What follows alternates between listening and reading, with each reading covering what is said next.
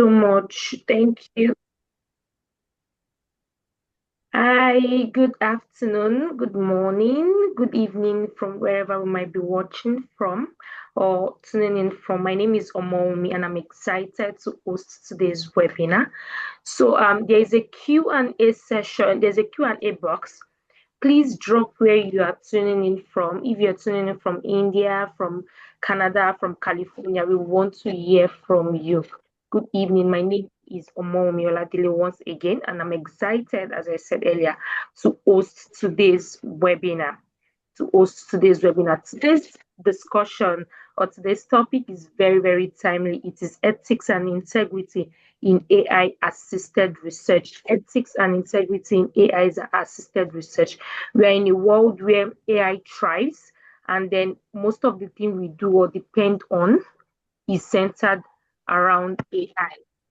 So wherever you might be tuning in from, please drop where you are tuning in from. Are you tuning in from Canada, from California, from Nigeria? Please go ahead.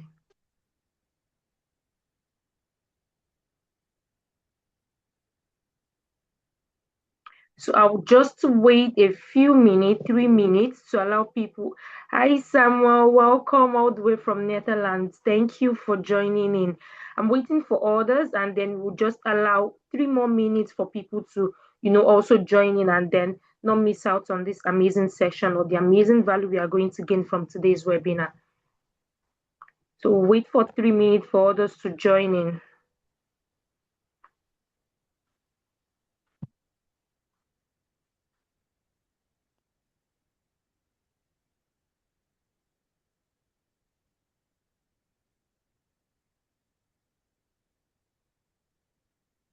Right. I'm waiting. Where are you all tuning in from? We would like to hear your feedback. If you're tuning in from Nigeria, from Netherlands, like Samuel said, and others would like to hear your feedback. Hi, Oyerunke from University of Ilorin. Welcome, welcome, welcome. Thank you. Thank you for engaging. Thank you so much. Thank you, everyone.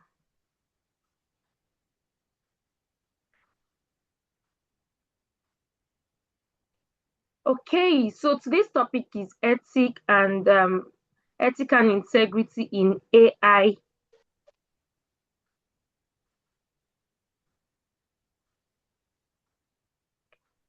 So I want to share my screen and then, yeah, great. So then, there we have it. So AI, like I said earlier, is the conversation is very timely and it is something that we incorporate every day in our everyday life.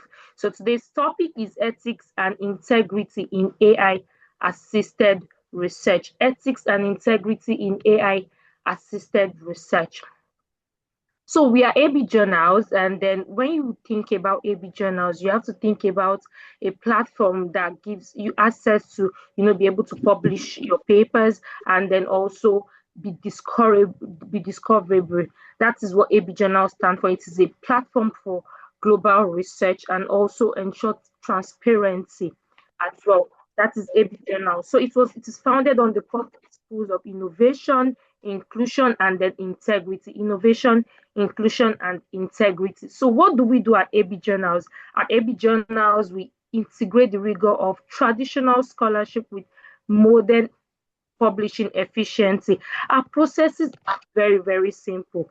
We operate a double-blind peer review system, a diverse global editorial board, cutting-edge publishing technology. And our mission is to ensure that knowledge is, democratized. We are ensuring that there is visibility, and then we are building a connected global academic community. That is what we do. So you might be thinking, is open access credible? The answer is a resounding yes. We are not just a niche platform here. Whether your paper is based on business and management, social sciences, humanities, education, linguistics, science, engineering, technology, right? Name it and many more. You can bring it and then we are happy to serve you. We are happy to serve you. Like I said earlier, we operate a robust peer review and peer review system, double-blind review peer system, screening to ensure that we are able to screen out plagiarism, ethical compliance in line with publishing standard. The most amazing thing is our review decision typically takes within 1 to 3 weeks. It typically takes within 1 to 3 weeks, and that is amazing. That is amazing. Why should you publish with AB journals? We operate a transparent system. We have a verified research identity and integrity. And the amazing thing is our results speaks for us. In 2025 alone, about 3.5 million plus article views and download on an average. And then on an average, we have about 20% higher citation impact than most subscription journals. We are transparent in terms of every article gets a permanent cross-ref DOI, making sure that your work is globally discoverable forever. There's visibility, there's transparency, and then one thing we also do is not just that we don't just publish alone, we also ensure that there's collaboration, there is partnership. Whether you want to co-brand webinars with us, you want workshops, or you want to call for papers, you want to do a peer review, or you want abstract management, we are available to serve you. Why should you partner with AB journals? We have global visibility and indexing infrastructure, flexible, scalable partnership models, commitment to equity in knowledge dissemination. You'll find it with AB journals. And like I've said and echoed several times, transparency in terms of our shared growth metrics. Then amazing. I'm very sure you're following. So if you want to submit your papers or your journal, please tune in to www.abjournals.org/journals. Once again, if you want to submit your papers, please tune in to www.abjournals.org/journals. Follow the manuscript preparation, follow the guidelines. It is a very, very easy process. Once again, if you want to submit your papers or your journals, please tune in to www.abjournals.org/journals. In case you want to contact us, you need clarification, you want clarity on one thing or the other before you submit, or even after submitting your papers, we're always available to serve you. Our contact is displayed on the screen. If you want to send an email to us, you can reach us at editor@abjournals.org, and you can also reach us at info@abjournals.org. Once again, like I said earlier, it is displayed on the screen. Our contact is there. You can reach us at editor@abjournals.org, info@abjournals.org for general inquiries.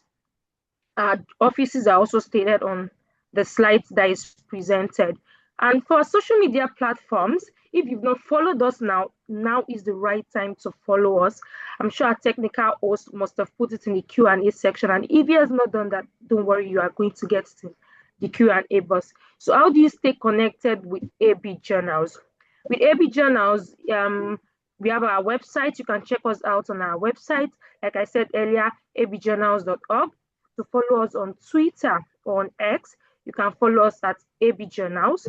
To follow us on LinkedIn, please just search us on AB Journals. And then for Facebook, AB Journals, Instagram, AB Journals _ YouTube, AB_journals.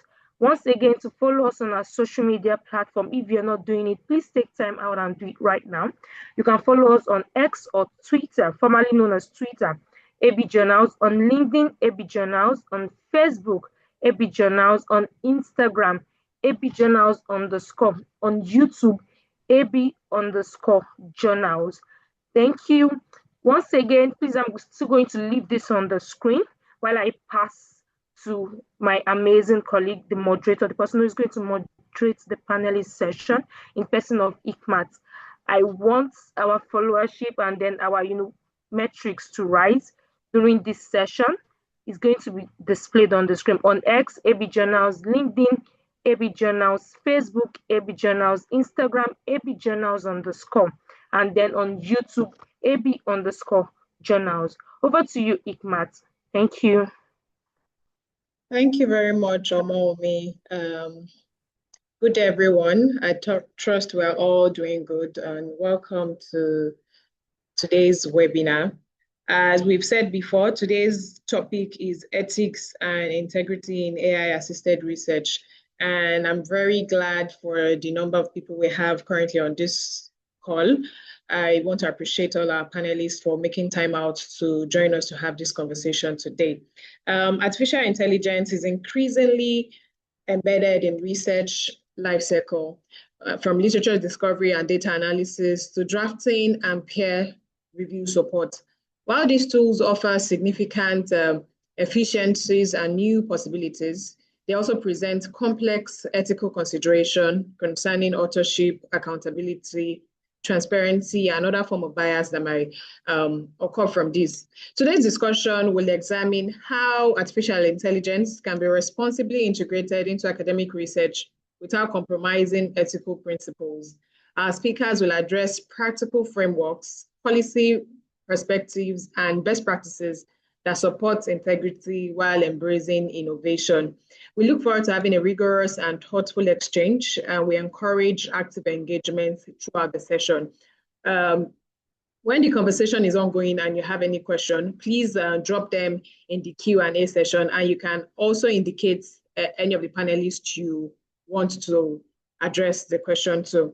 Thank you very much, and now we'll begin. I will begin by introducing our amazing panelists to us. First on the list today is Dr. Olusegun Omidiora. Olusegun Omidiora holds a BA in English from Obafemi Awolowo University, Ile-Ife, while his master's and PhD in English literature are from Covenant University, Nigeria. He's currently a member of the faculty in the Department of Languages and General Studies at Covenant University. His research interests span new trends in African literature, popular literature, and the mass media. He's also into Christian narrative literature and gender studies. He's a resource person on youth resource development management and corporate institutional leadership. Please join me to welcome Dr. Olusegun Omidiora. Welcome, Dr. Olusegun. Thank you so very much for having me this afternoon. You're welcome, sir. Okay, next on the list is Dr. Emmanuel Foster Asamo. He's a Ghanaian Reverend Minister, academic researcher, and lecturer specializing in biblical and theological studies. He teaches in the Faculty of Theology and Missions at Pentecost University, where his research spans New Testament studies, Bible translation, African Christianity, and Pentecostal studies, holding a PhD in New Testament from Stellenbosch University in South Africa. Dr. Asamo is also an ordained minister with the Church of Pentecost and is actively involved in both pastoral ministry and Christian scholarship. He coordinates the Pentecost Center for the Study of Unreached People Groups in Africa, a research center focused on understanding less rich communities across the continent. Additionally, he leads the Academic Planning and Quality Assurance Directorate at Pentecost University, promoting academic excellence. With over 40 peer-reviewed publications, including in AB journals, Dr. Asamo's work significantly contributes to theological education and ecclesial practice. He is married and father to 3 children. Let's welcome Dr. Emmanuel Asamo. Welcome, sir. Thank you very much. You're welcome. Okay, next on the list of our amazing panelists is Ameha Tafira. He is a Doctor of Business Leadership graduate from UNISA. He's an innovator, he's an inventor and global patent holder of the Commission Agent Banking System. He's an active peer reviewer of research articles from prominent journals and guest editor for well-known journals. Also, he's a researcher in banking and finance, where he discovered formulas for uneven cash flows and saving incentives from banks, deposit mobilization, among others. In mathematics, he discovered formulas for calculating prime numbers for all integers, cancellation series, converting real number series into continued fractions, and other results. And his articles, which have become global breakthroughs, published in top journals, and his doctoral dissertation called An Interest Rate Commission Agent Banking System, have been published on Wikipedia, WikiWand, and Wiki, and other wiki pages. Solving historical global problems. He works as an editor for major conferences in China and a member of the Asian Council of Science Editors. He's an active article writer for Addis Fortune, Capital Ethiopia, and Ethiopian Reporter. He's writing a book on a new banking system called the Commission Banking System. Join me as I welcome Amiha Tefira. Thank you very much for joining us today.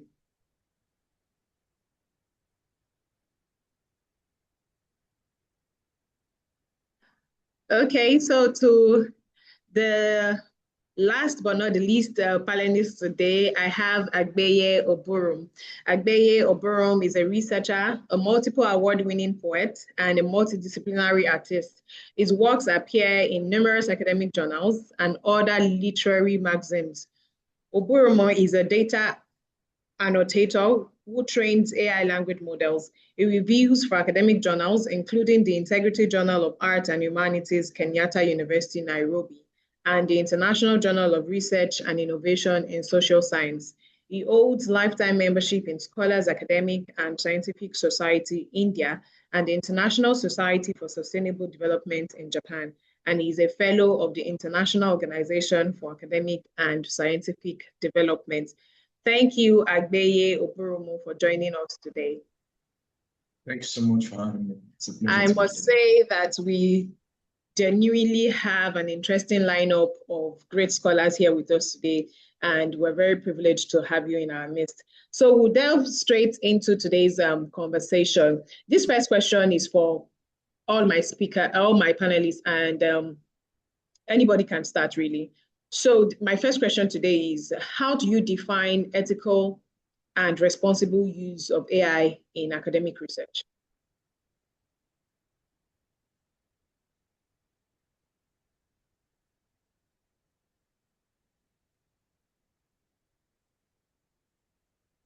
Okay, yeah. Yeah, let me pick it up. So when we talk, thank you very much for having us in your program. We are really grateful. Now, when we talk about ethical, responsible research with regards to AI, what we want to put across is that in doing or conducting your research, you will by all means come across the usage of AI, and it must be used ethically in academic research. What it means is that you must try as much as possible to uphold academic integrity, be honest with what you do with AI, and also be fair. What is not coming from you, don't say it's coming from you. Practically, it means verifying AI outputs, not misrepresenting AI-generated content as though they are coming from you. And also ensuring that AI use doesn't introduce biases. That is a little bit I want to talk about using AI ethically in terms of academic research. Okay, you're welcome.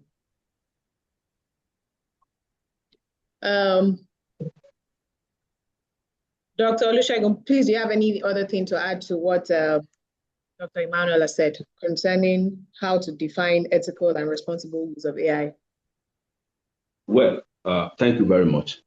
Just as he had rightly said, ethical and responsible use of AI in academic research will entail using AI in a way that will be beneficial to the society without necessarily ascribing to yourself, that's the author, the writer, ascribing to yourself what you have not generated.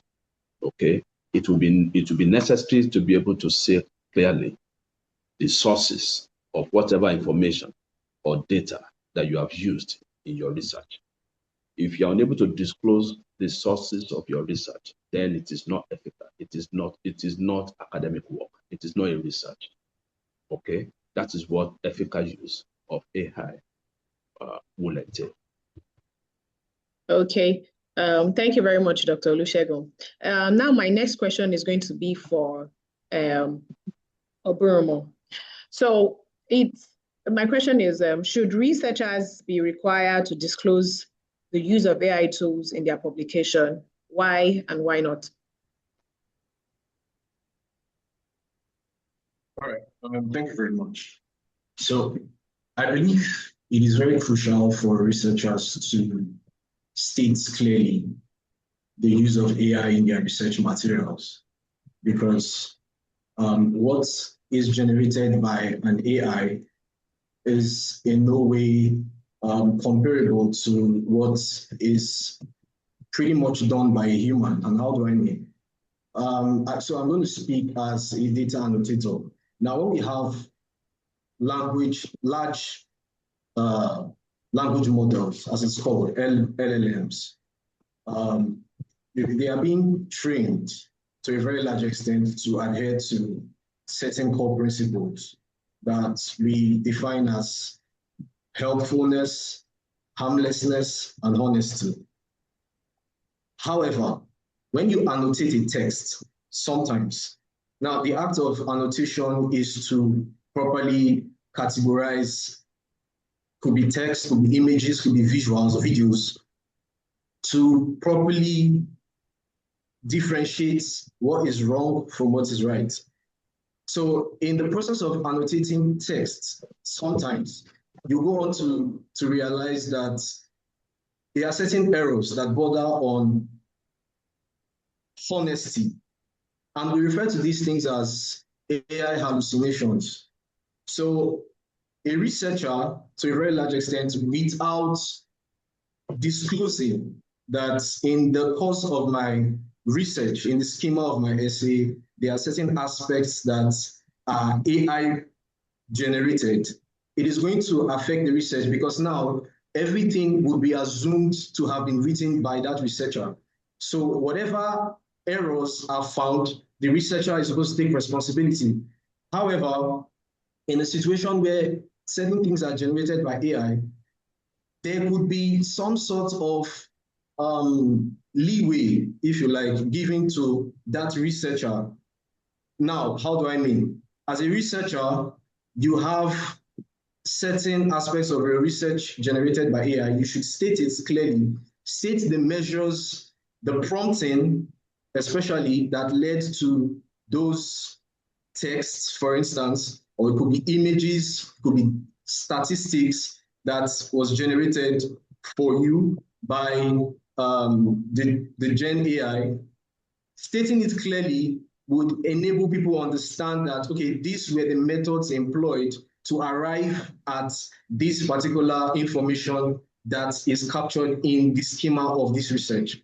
Now, without doing that, the person takes primary responsibility for everything. So I think it is very important to state it out there, because it's going to help subsequent research, especially when it comes to scientific research, so that other persons can go follow the same method, because of course science is built on formulas and all of that, so that other persons can subsequently use that same formula to come up with their own data subsequently.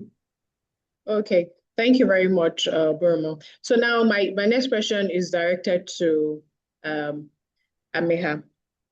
Who should bear responsibility when AI-assisted research contains error, bias, or ethical breaches?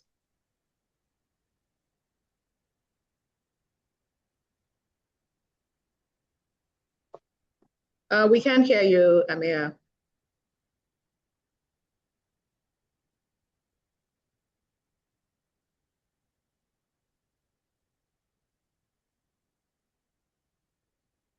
Is it just me?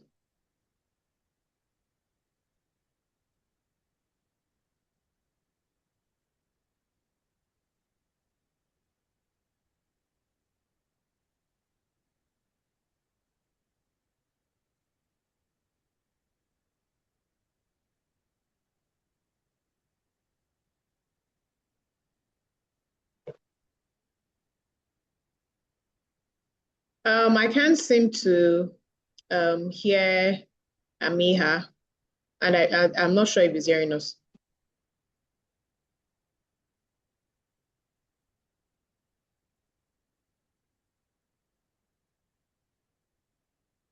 Okay, so I would redirect that question to Dr. Olusegun, actually. So Dr. Olusegun, who should who should bear the consequence, or let me rephrase that question. Who should bear the responsibility when an AI-assisted research contains error, bias, or ethical breaches? Thank you very much. I think the first thing we need to clear very, very carefully is to define what AI itself is. Yeah. All right.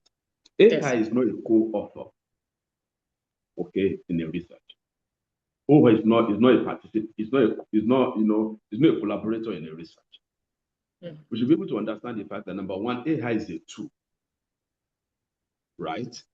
AI is like a machine that helps you do your work better, faster. All right. If that is the case, then the researcher must be willing to accept responsibility for whatsoever happens to his or her work. If AI has any challenge, then the fall guy for that challenge is the researcher himself or herself. There is no will have the same status with the researcher. AI itself is a tool, because everything that AI does for you, AI is not the originator of the idea. AI is not the originator of the data. AI is simply a collector of data. I call AI a processor of data.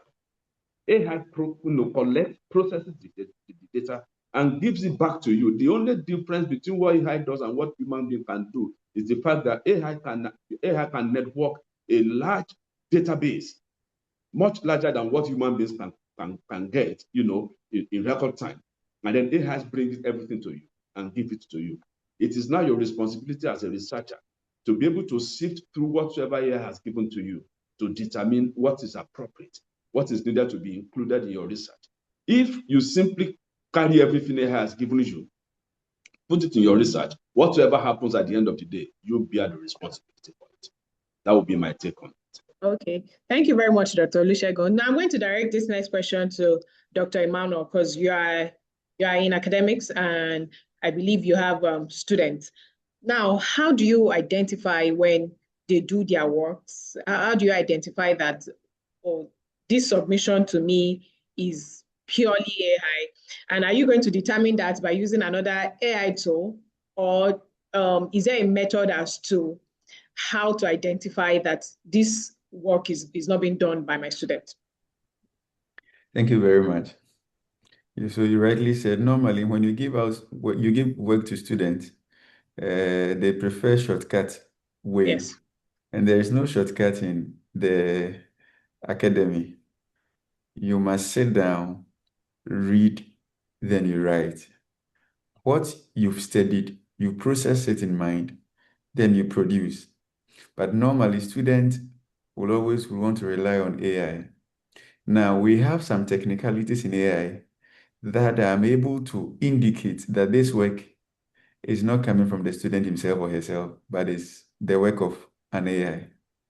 For example, normally when you use ChatGPT, beneath ChatGPT will tell you that this particular work is, ChatGPT can make mistake, check important information, or at times it will say, maybe you must do a double check. Most often than you see students copying everything, including that statement.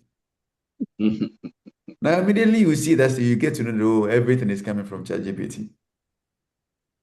Then we have normally, for example, ChatGPT, that's what we often use of late. Sentence construction. It has a way of constructing sentences. Now, when you get to know that this particular sentence, how it's constructed, you get to know that it's not coming from the student and it follows a pattern. Now, when you get to know that this is how the pattern is moving toward, then you get to know this is coming from an AI. Normally, humanly speaking, when human is writing, you know how human writes. But when a machine is writing or an AI is writing, you get to know that this is how it's coming from. And there are some terms or words that can be found in a work that tells you that this particular word is coming from AI. For example, words like testament to. When you get to know that such words keep occurring in a work, you get to know no, this is coming from an AI. And normally when AI is writing, you will often see hyphen or maybe M dash or N dash in sentences. When you get to know that this keeps reoccurring, then you get to know that this is work from AI. At times also, I ask Dr. Olusgu said, normally we have so many tools that we use in research work, and all these are AI. For example, we have even similarity index checker is an AI tool, but it's Yes. also used in checking whether a work has been plagiarized or not. So we have other AI tools that we use in checking whether this particular work is done by a student or is coming from the activity of an AI. So these are some of the ways we use in checking works that our students present. All right. Thank you very much. So, Amir, please, can you confirm that you can hear us now and we can hear you too, please? You're muted, please.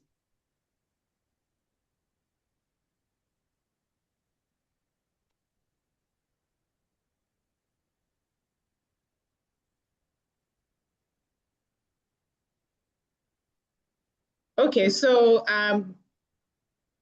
still cannot hear Amir. So I'm going to direct this next question to Oburumo. Since you're an AI annotator, so I want to ask this question.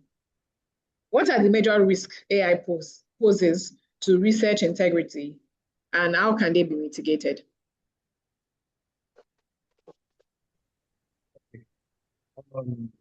So before I go on to answer that question, I would love to state that there's pretty much a difference between AI and generative AI, as it were.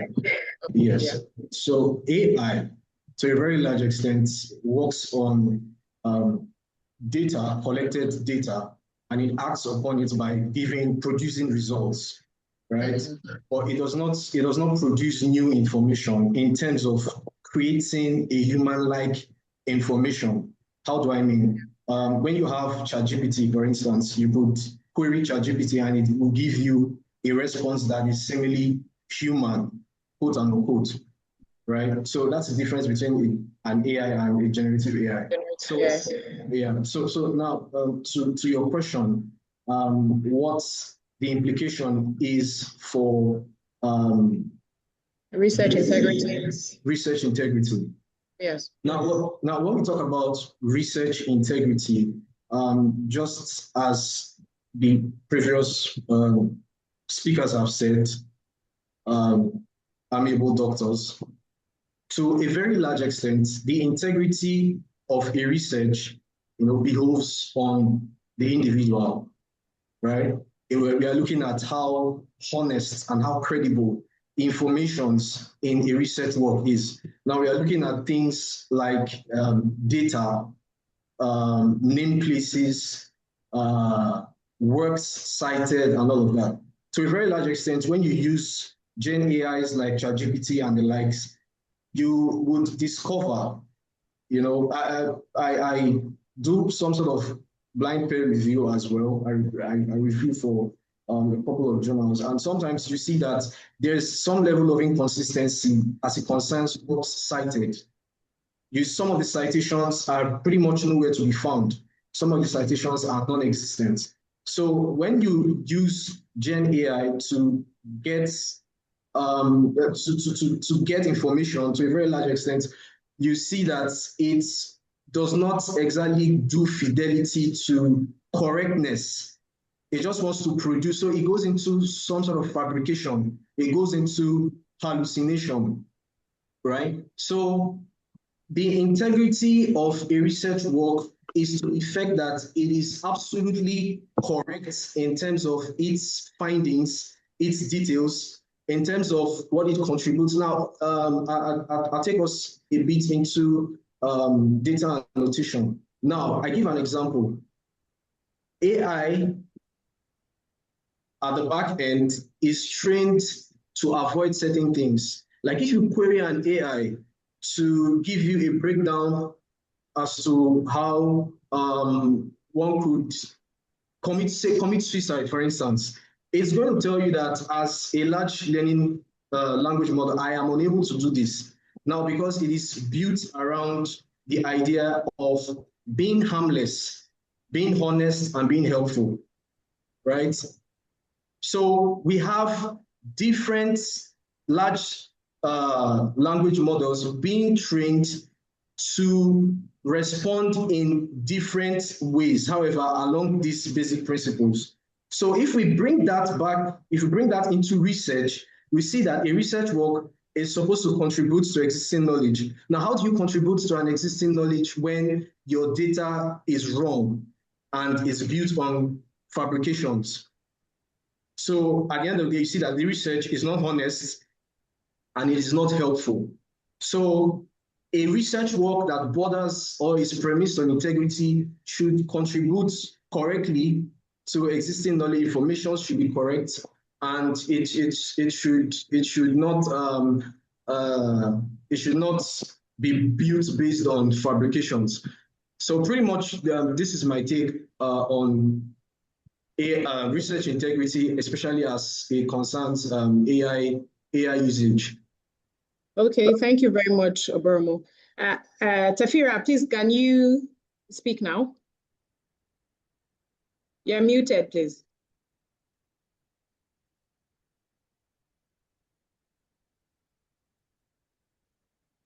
Please, can you try without the headphones, maybe?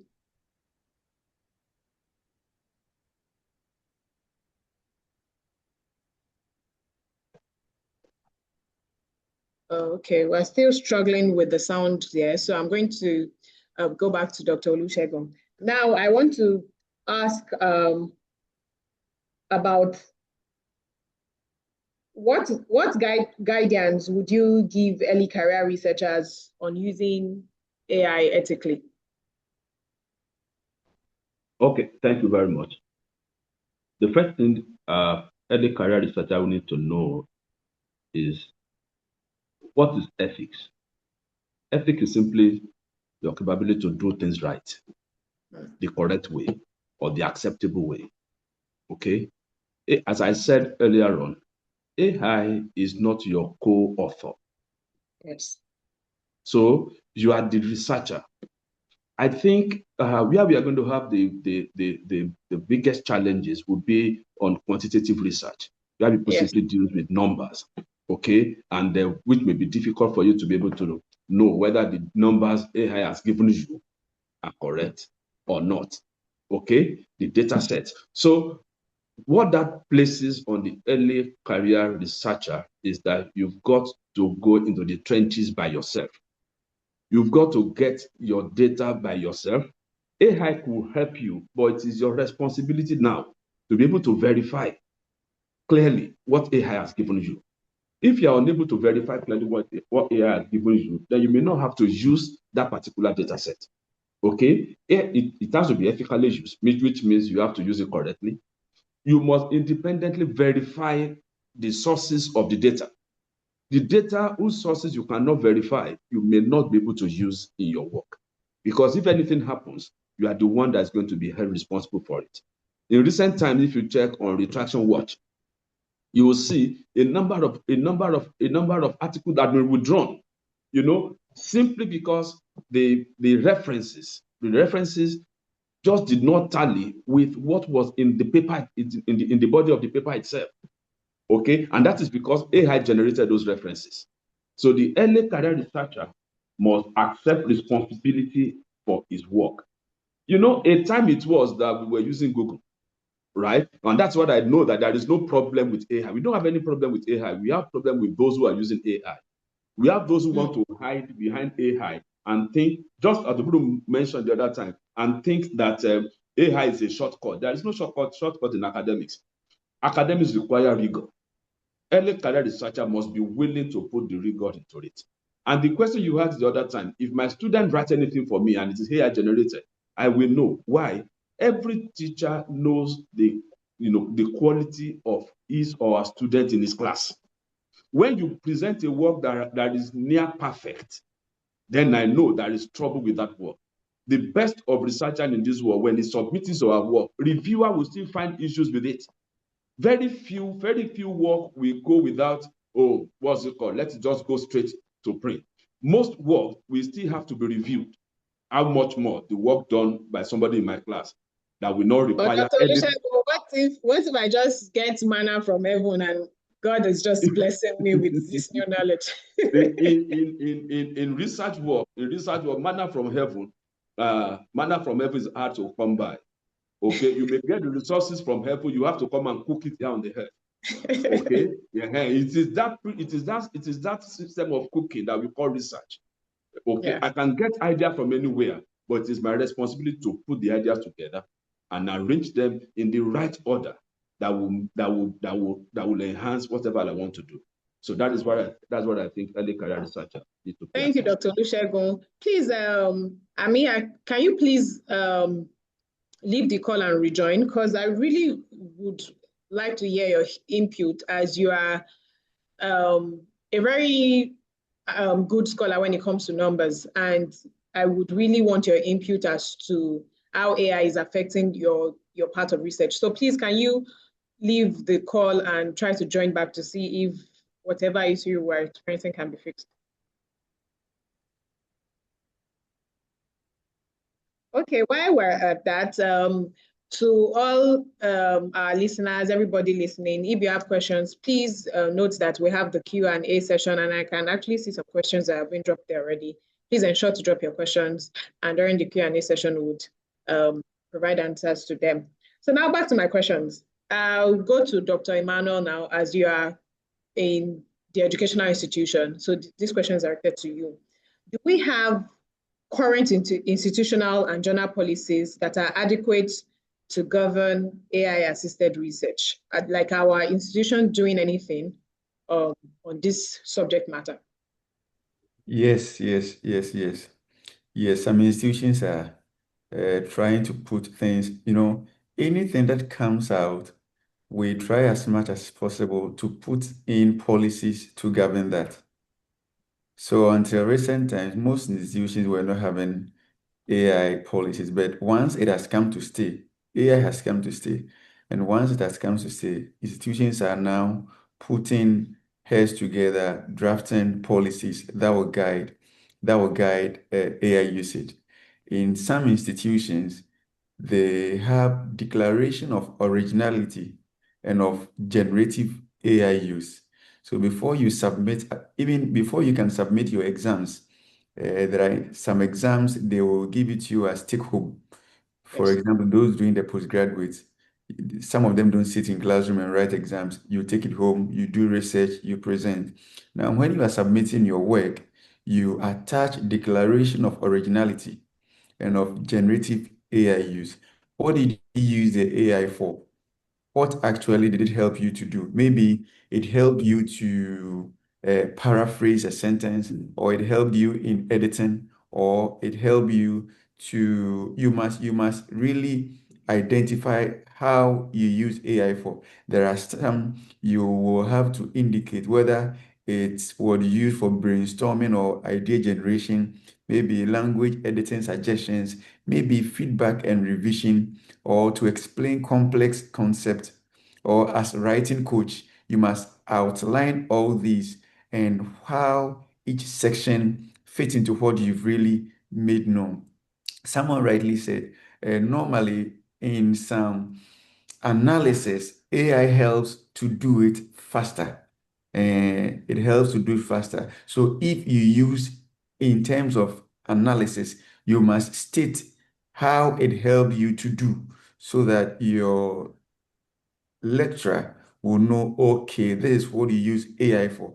Now, if you fail to outline all these, or you try as much as possible to sweep some under the carpet, by all means, your work will be tested. And if we get to know that, oh, this is what you did, but you didn't state, your work can be cancelled.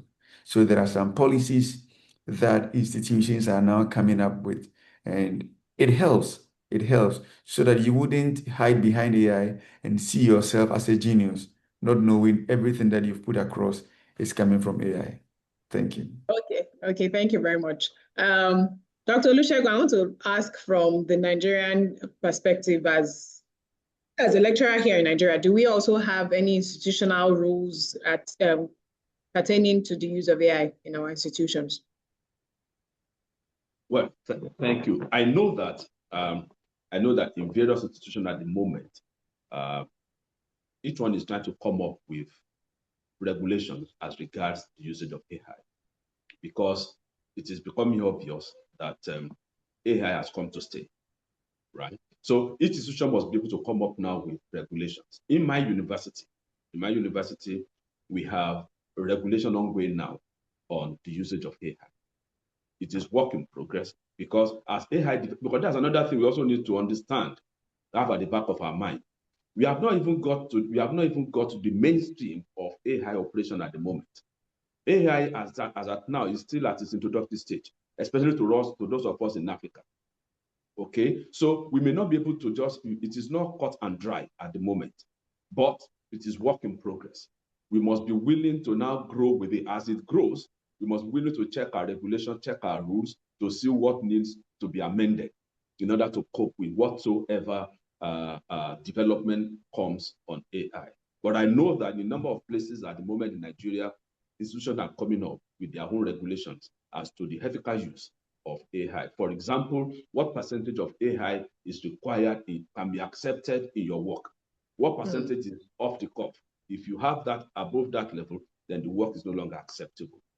The institutions are coming up with such position. My institution has that position, and we are still working on it. Thank you. All right, thank you very much, Dr. Olusegun. Amiha, please confirm that we can hear you now and you can hear us. Oh, mine.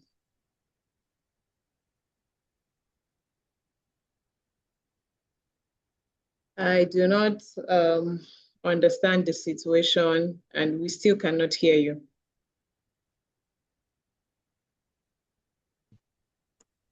But please, Amia, please, in the absence of being able to speak, please, can you drop a chat? I really want you to answer the question as to how the major risk AI poses to research integrity. Now look at it from the point of doing a quantitative research. Please, I would like you to drop that in the Q&A session, and I'm going to pick up your response from there since we cannot hear you. Now, my next question is to Oburumo. What best practices should scholars adopt to ensure clarity in authorship, accountability, and let me rephrase that again. What best practices should authors adopt to ensure clarity in authorship and accountability of their results for their findings? So now you made mention of LLM models and the AI being trained as to how to respond to questions. So how do you think scholars should adopt the use of these AI models and tools to show clarity in their work?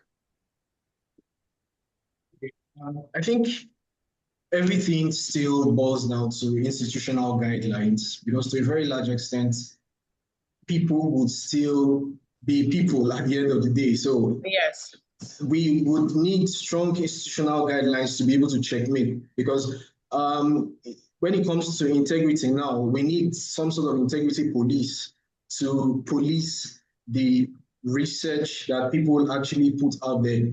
Because whether we like it or not, there are persons who, to a very large extent, will still want to do their research themselves, from the brainstorming point to the having to streamline the table of contents. As a matter of fact, from the very beginning to the last part of their research, They may just want to do everything themselves and maybe consult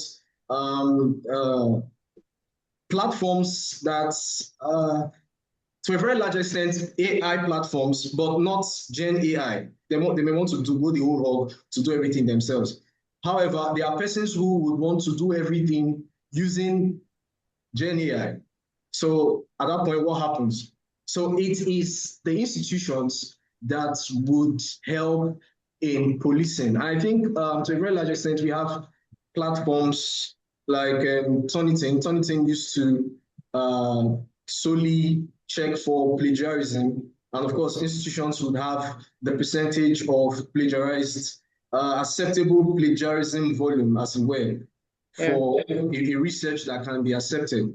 And recently they incorporated the AI detection tool to that software, which is of course an appreciable upgrade, something that is going to help the academia generally. So institutions now should, just like the doctors have said, institutions should come up with a particular percentage that is acceptable, because whether or not we like it, AI has come to stay. It's just like Dr. Olusegun pointed out earlier, in the early 1990s, we had the advent of Google coming to the fore, and a lot of persons frowned at it and said, no, this is going to make research largely superficial.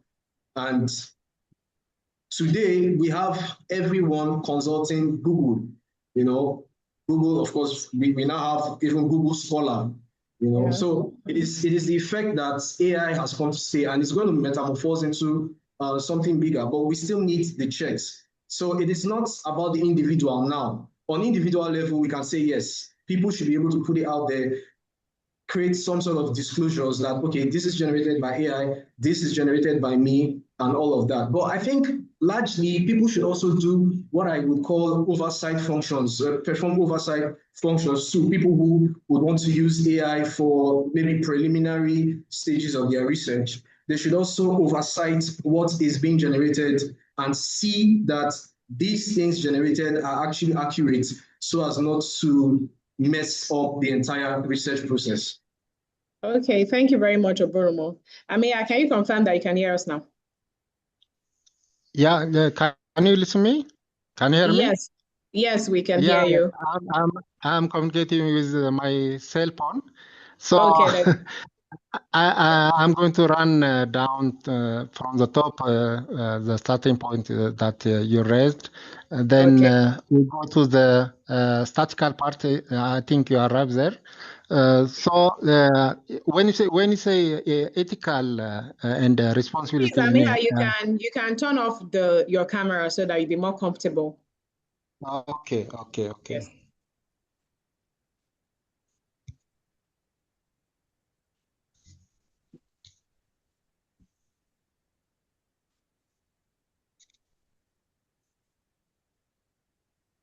All right, thank you. Yeah. So when you say ethical and responsibility in AI and research aspect, as have been said by participant panelists, we are a human being. We have more capacity to think than the machine. So we can guide, we can have some perception from the AI in order to enhance our knowledge on research aspect, rather than totally depend on the AI machine. So the basic ethical and responsibility of the human being in research aspect is, to have not all in all depend on AI instrument, AI tool, so that the individual researcher will have enhance his skill on the subject matter of his research study. So when you go down, there are many issues. When we talk about AI, in most instances, ethical issue or a risk regarding integrity have been raised.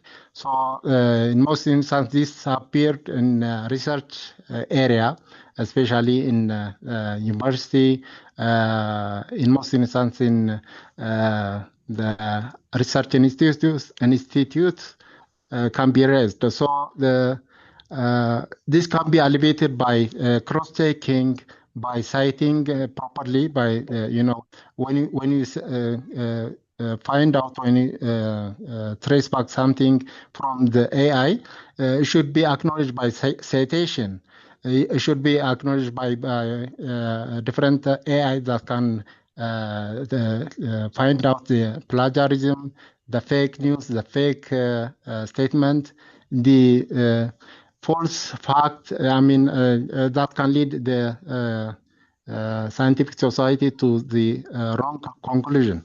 So the basic ethical aspect of the and responses to the researcher should be not depend only in AI, rather than having something from there and analyzing and compromising with his research to have a better solution is a better way than having all in research output.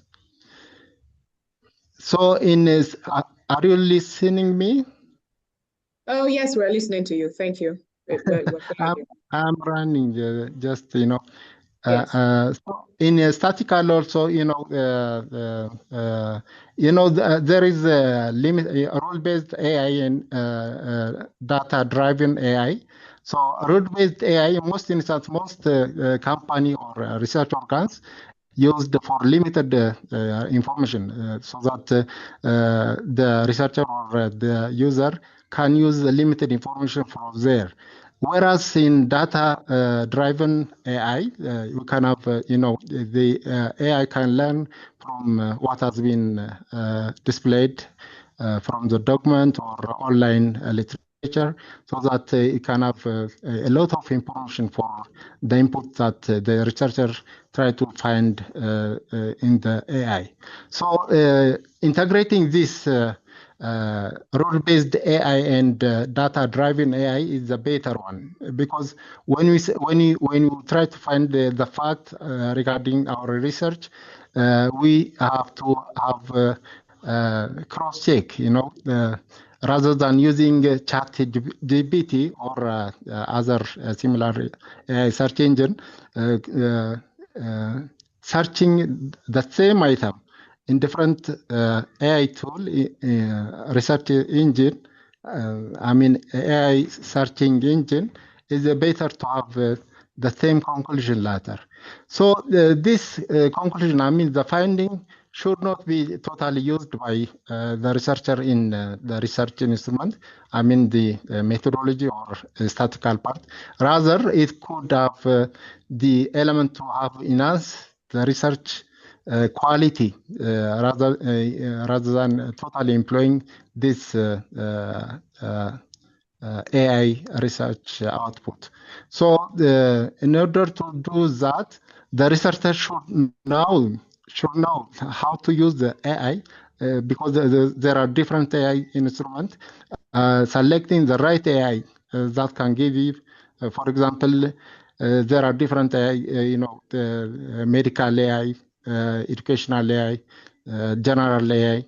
So identifying the right AI to use an instrument or a tool is better than having using the general AI instrument to find the research element in AI searching engine. So in statistical part also, the AI cannot give you the exact result, because it can have, for example, if AI is data-driven AI, it can have a lot of elements, input, so that it can give you exaggerated result or undermine your finding. Rather than that, having the right statistical tool and methodology using some element, for example, for analysis, for reshaping your sentence or paragraph, or polishing your research article is better than using totally depending on the AI output. So it doesn't have any right function on using the statistical part of methodology. Rather than human element is better than to have refine the result output that can be found from AI. So All right. in responsibility, you know, can I say something? So yes, we're trying to manage time here because we still have the question and Okay. answer session. Yeah, so thank you very much. Sorry for interruption. You know, there's many network it come and out. Yeah, it's okay. So, It's okay. Thank you very much, Dr. Amea, for your contribution and answering the question as to the data aspect of AI. Thank you very much. Okay, so now I'm going to go to my next question, which is I know that we've touched this, Dr. Olusegun has touched this, and Dr. Emmanuel also has touched this, is what mechanism can institutions or journals put in place to strengthen accountability in AI-assisted research? I know we've talked about it from the institution point of view. So now let's answer from journals' point of view now. What are the best mechanisms that we can put in place to ensure that we are more accountable for AI-assisted research? And I'm going to start with Oburum. Okay, so the reason why we have the blind peer review is to enable journals to a very large extent understand that this work is credible, it passes the standard of this journal in terms of academic best practices, and it can fly. It can be published on our platform. So I think with the rising implications of AI, journals should also look at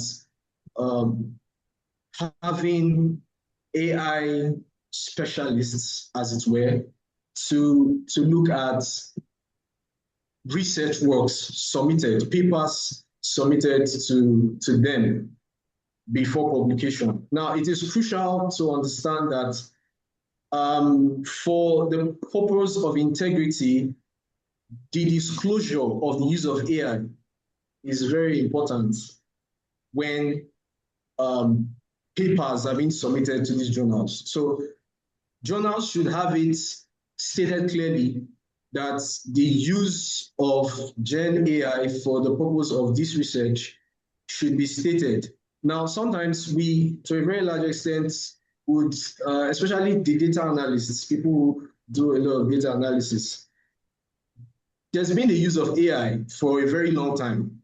Yes. In terms of research and how data is being analyzed, not how data is gotten now, but how data is analyzed. Well, because I remember Dr. Olusegun mentioned something about people going out to do field work and not just solely depend on AI to just whip up information, especially as it concerns data. So when it concerns generative AI content, it should be stated clearly the measures, the prompting, and all, because all these are crucial, especially in scientific research, not looking at the humanities now, but especially in scientific research. These things should be highlighted, should be properly streamlined and pointed out. So journals can state clearly in, I think a couple of journals have their blueprints in terms of formats, I beg your pardon, that people could use in terms of submitting when they want to submit the articles. So these things should be captured there and stated clearly to maintain ethics and integrity as it concerns AI research, because to a very large extent, we must tell ourselves the truth that we cannot do away with AI and its the involvement and use of AI in research, but it should be clear.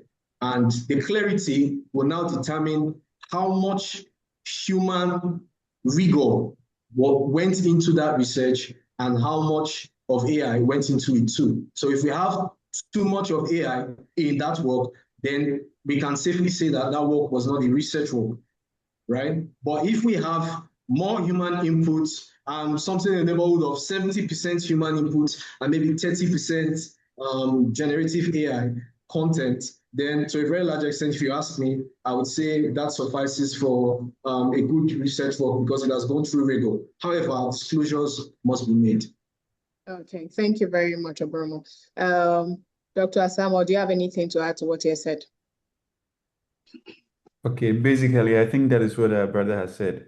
So the processes that journals go through, from some do double blind. So if one person couldn't see, the other will do so. And we must also incorporate AI detective tools. We must have plagiarism tools. We must also bring on board AI detective tools so that once we do with plagiarism, we also do with AI. When we realize that the percentage of AI is higher, or depending on the journal's policy, if they are accepting 10% AI or 20% AI, then they make it known so that anytime they pass a paper or an article through an AI tool, they will be able to know, okay, if they are recording this, then they flag it. If it's below, then it passes. Okay. Thank you very much. Amir, do you have anything to add to this? Yeah, thank you very much. I have experience in different journals. They have different rules and regulation regarding AI. So the basic thing, as have been said, plagiarism taking is the one, so that they recommend as a rule to use only for polishing your article only. They don't recommend it for intellectual purpose. I mean, having AI as a co-author is not allowed, is not permitted in any journal or any institution. So every journals have their own rules and regulation regarding the AI, because the current issue, it is a current issue in global term. So institution also, universities, other research institution have their own rules and regulation regarding AI, how to use, the basic fact that if the researcher have been used, should present his testimony regarding the reference, every cited or every source pull into the research instrument or any research article should be cited. Every sentence of a paragraph that have been adopted from the AI should be cited along with the type of AI. And the date and the time that can be captured, that has been captured from the AI, should be clearly put. Otherwise, there is no any transparency. So, in order to enhance readability of the article, this element should have been recommended by journals and research institutions. Okay, thank you very much, Amir, for your input. So now we're going to, because of time, we're going to go straight into the Q&A session to see the questions we have here, and any of our panelists can just pick it to answer. So we have a question from an anonymous attendee that says, in the context of ethical use of AI, if I use AI to summarize a research paper in order to carry out my assignment, is there any breach of ethics without any reference to the AI tool used? I would like Dr. Olusegun to answer this. Okay. Thank you very much. Let me quickly answer that question. One, we must be, let's make a distinction between citation and then what's it called, referencing the fact that I use AI. One, AI shouldn't be cited because AI is not the owner of the data. Two, for the person, the same way you declare if somebody has funded your paper, has funded your research, the same way you declare it on your paper that this research has been funded by so and so. In like manner, if you have used AI to do summary, if you use AI in language, if you use AI in collating, I think the publishing houses, the various papers should be able to have a system that will make the author to say that the summary of this work is carried out using AI, and that is where it should stay. We cannot get to the point where we say, I've seen some paper they say a particular, now they bring a particular head and then say AI as the owner of that particular data. That is not correct, because AI is not the owner of whatsoever that thing is. AI has also got to take it from an original source. Every researcher must be painstaking enough to discover who is the original source. And it is that original source that should be cited. AI itself shouldn't be cited. You know, I'm using it. I'm using it, what is it called, deliberately, to show us that AI is not a person, right? And there is no way you can just cite AI as the owner of it. But if you use AI to do summary, use AI to check language, the same way you use dictionary. In like manner, you can reference to say that the summary of this work is done using AI. That's my take. Okay, so now this next question, I will be directing it to Oburumo. We have a question from Ahmed Al-Arisi.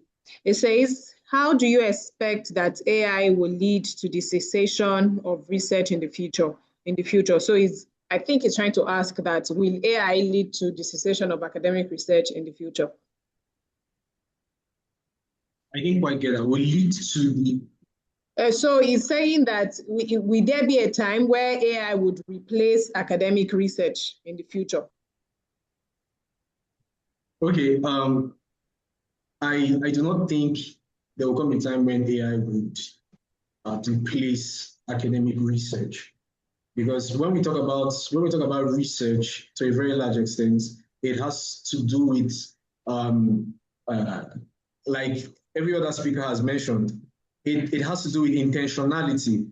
You know, it has to do with trying to solve a problem. You know, it has to do with trying to cover a gap in scholarship.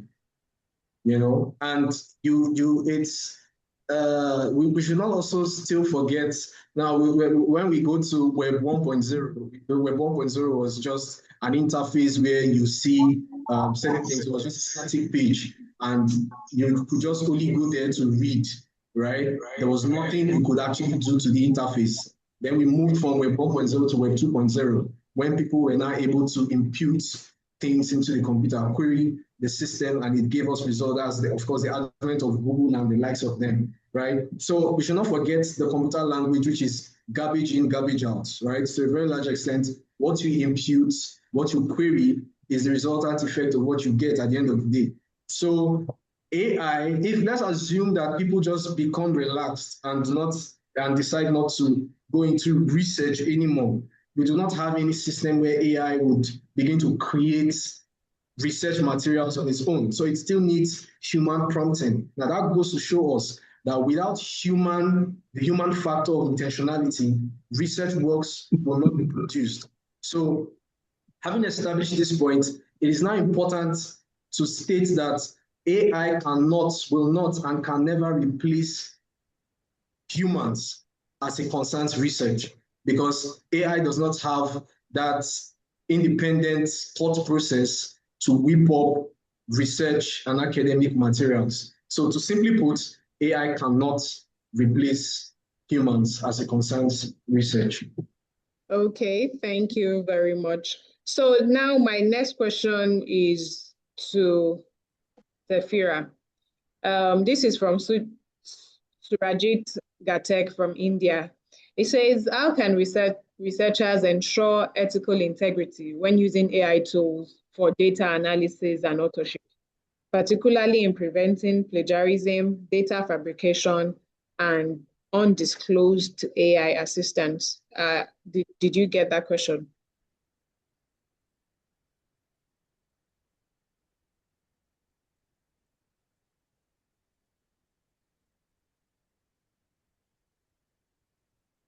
You're muted. You're muted, Fira.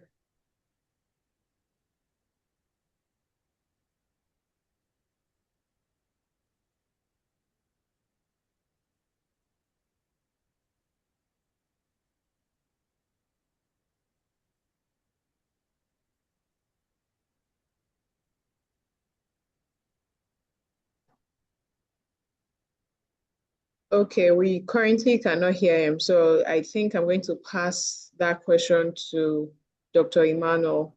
He's saying, how can researchers ensure ethical integrity when using AI tools for data analysis and authorship, particularly in preventing plagiarism, data fabrication, and undisclosed AI assistance?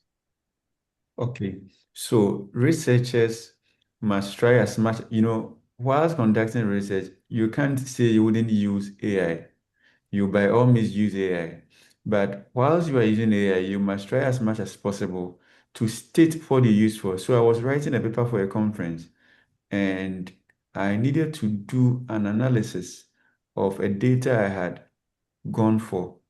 So I resorted to an AI tool. Then in the document, I stated that I use this AI tool to analyze this particular section of my work. And I presented it in a conference and it was accepted.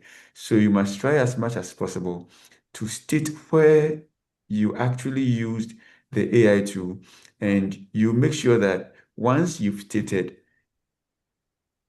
ethically, you are right. And once you've done that, your work possibly will be accepted if it doesn't go beyond the threshold. Okay, thank you very much. I'm going to combine like two questions together and I'll be directing it to Dr. Olusegun.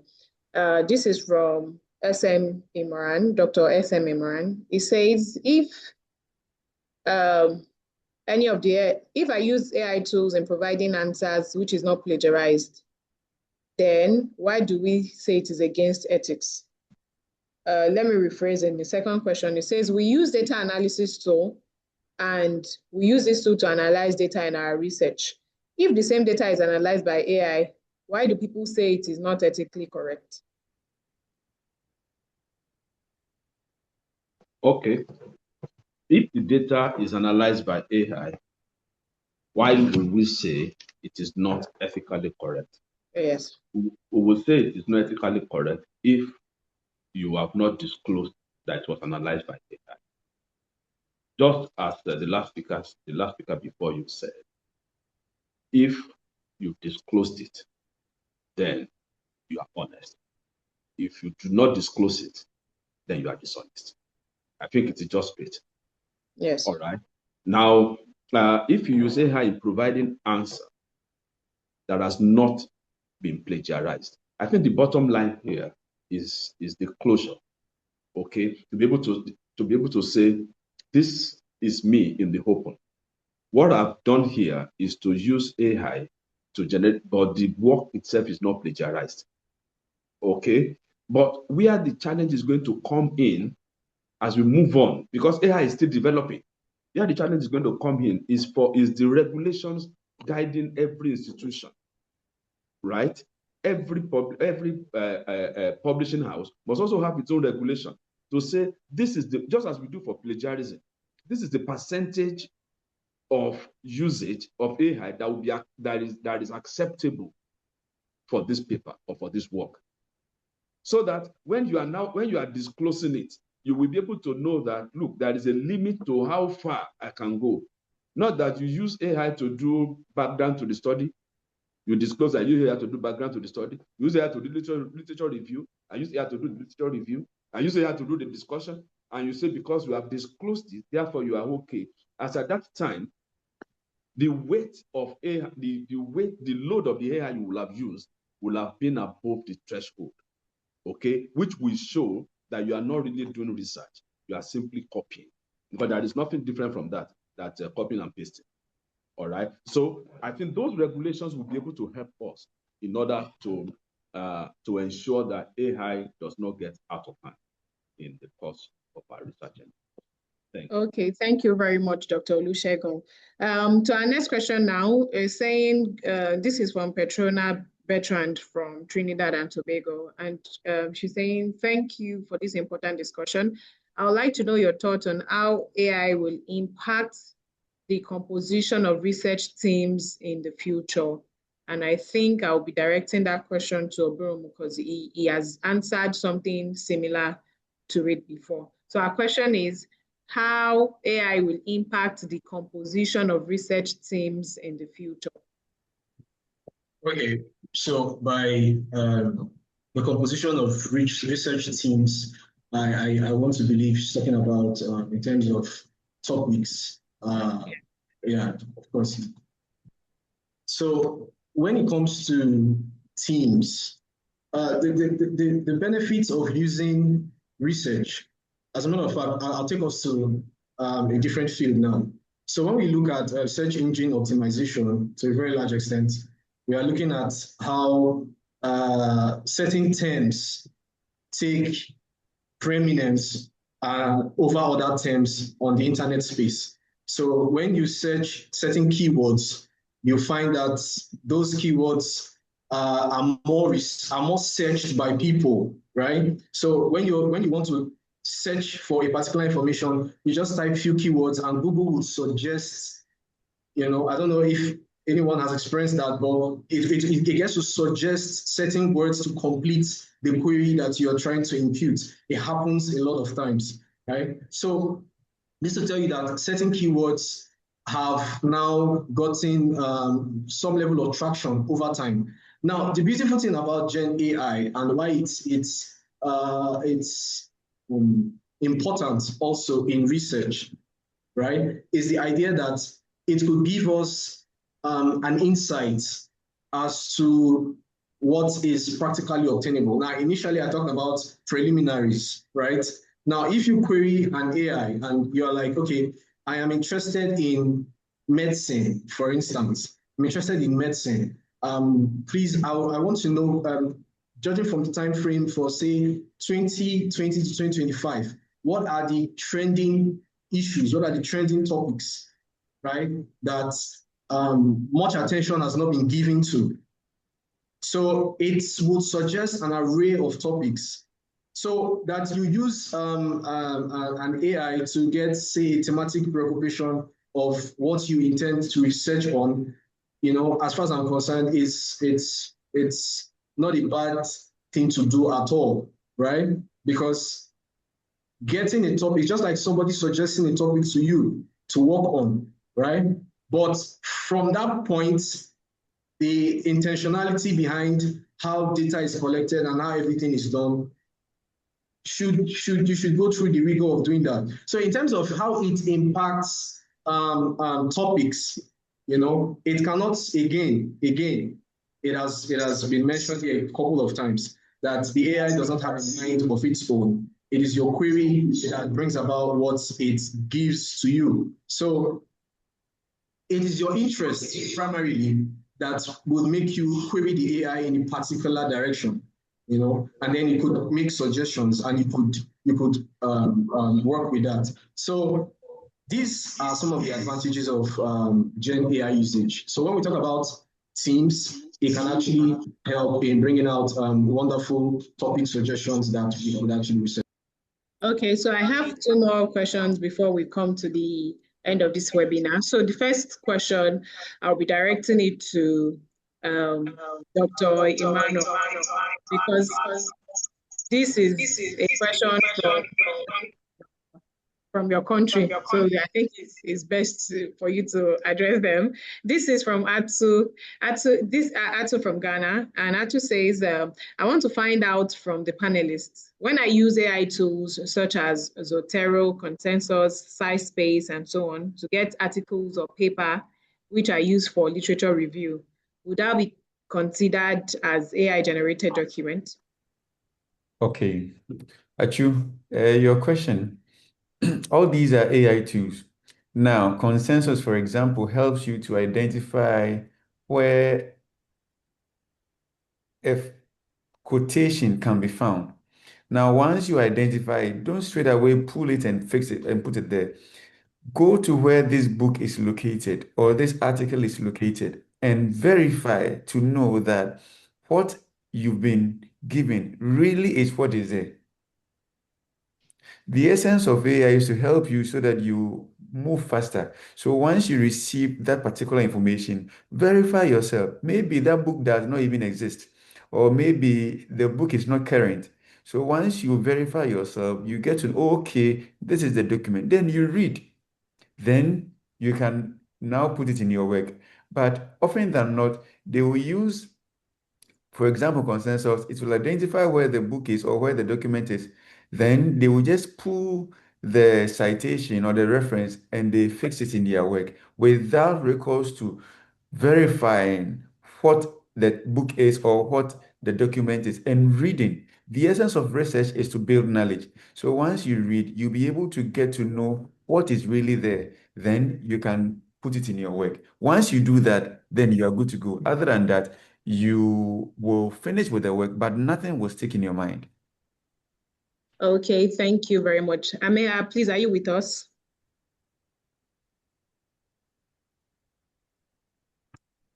You're muted, please.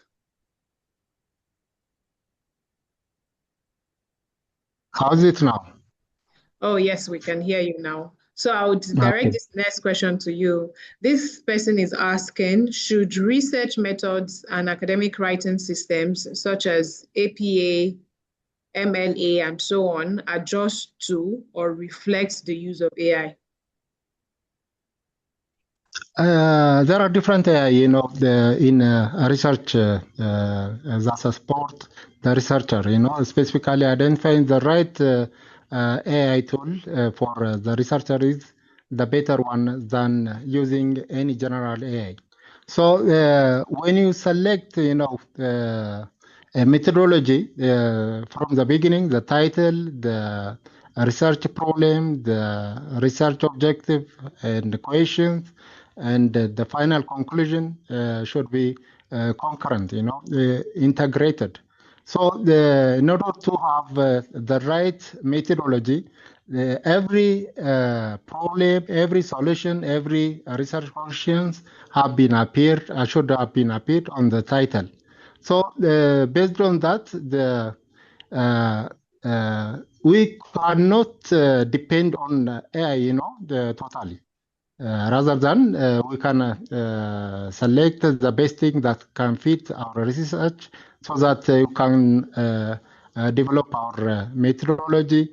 Methodology is a basic thing because the one that can lead the researcher to the right direction or the wrong direction. Because when you select methodology, you have to have study a type of research-related methodology that have been accepted by research community, so that the researcher would have perfect methodology, so that the AI then after using this methodology in order to test the statistical part should be based on ethically. It should not be using totally what AI can give to the researcher. Rather, depending on his research objective and problem that he is going to solve in this All right. in his research Thank you. or her research, should be in alignment with Okay, I can't even hear him anymore, but thank you very much for that. Time is fast spent and we won't be able to take more questions. So I would like to take words from Dr. Emmanuel, Boromo, and Dr. Olusegun on your final notes let's just round up this topic. And what are the last words, 1 minute each, that you have to say as regards ethics and AI? Okay, so ethics and AI must be respected. AI, once it has come to stay, and students or scholars will be using, but we must be mindful of how we use it. We shouldn't let it become as if what it gives us is what we are presenting, but we should try as much as possible to sift the information it gives and work with whatever we have. We shouldn't straight away bring on board what it provides, but we should go through, sit down, review it, and present it ethically. That is it. Thank you very much, Dr. Olusegun. Okay, thank you very much. My last word will be the fact that, especially for early researchers, AI output must be ethically used. Don't just rush to use AI. It must be ethically used. It must be independently verified. This is very important. And then, of course, it must be critically evaluated before inclusion into your work. That way, you will be sure that in 10 years' time, in 15 years' time, 20 years' time, you won't have question mark placed on your work. Because you may do something in 2026. If it is discovered in 2030 that there is an error on it, your work will still be retracted. And that places a question mark on your career. That will be my All last right. word. Yes. Thank you very much. Dr. Bromo, 1 minute, final words. On a final note, I would love to say that it is important that researchers perform oversight function on their research work and maintain full disclosure as it concerns the usage of AI.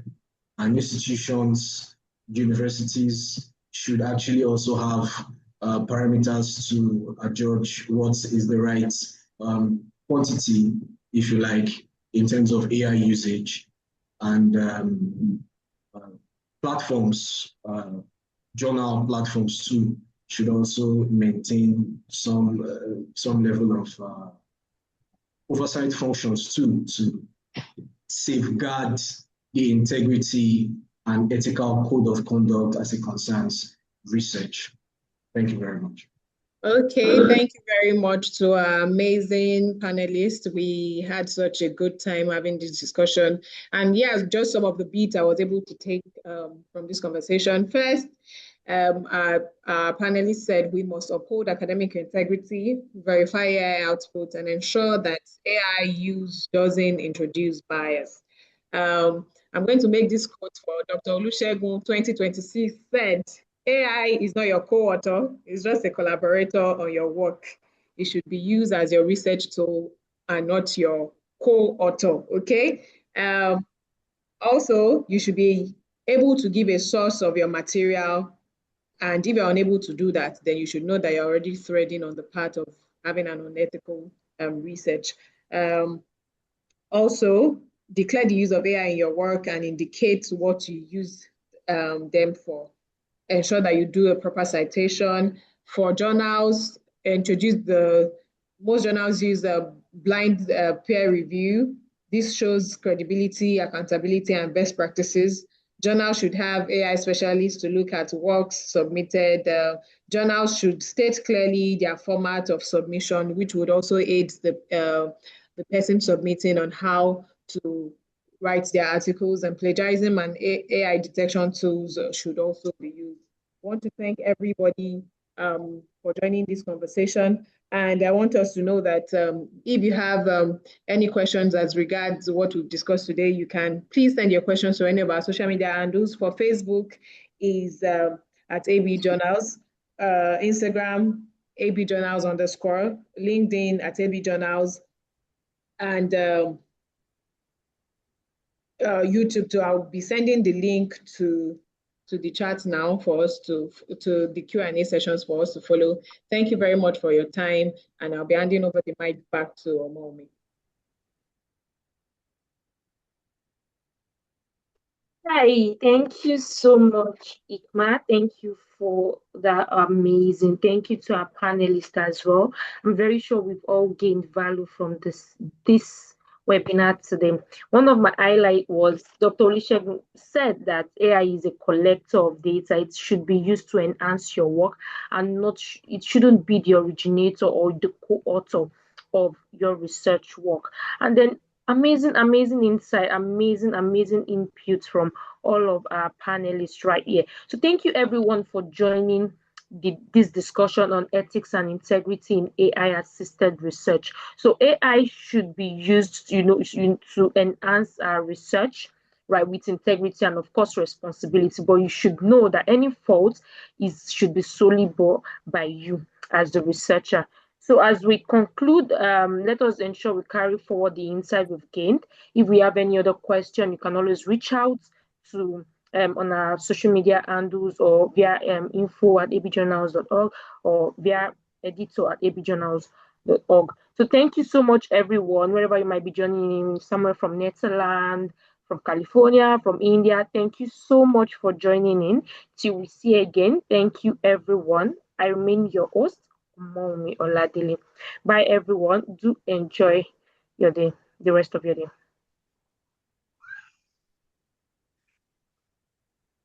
Bye.